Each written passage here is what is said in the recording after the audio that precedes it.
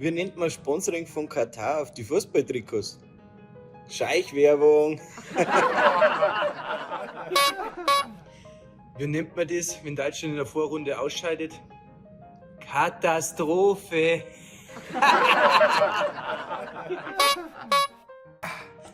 Jungs, ich hab was Landestypisches zum Fußballschauen mitgebracht. Ja, was denn? Sandkuchen.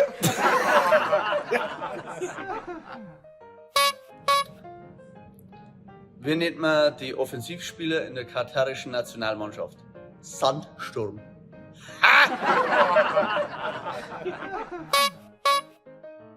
Was wird nach der Fußball-WM der häufigste Mädelname werden? Katar Ina.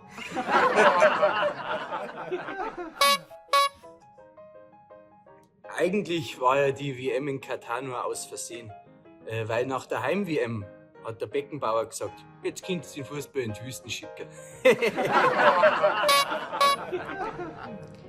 Ich habe gehört, dem DFB geht's nicht gut. Wieso? Naja, es hat geheißen, er geht mit Katar ins Bett.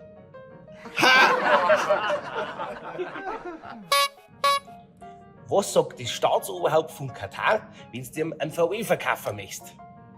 Gehört mir.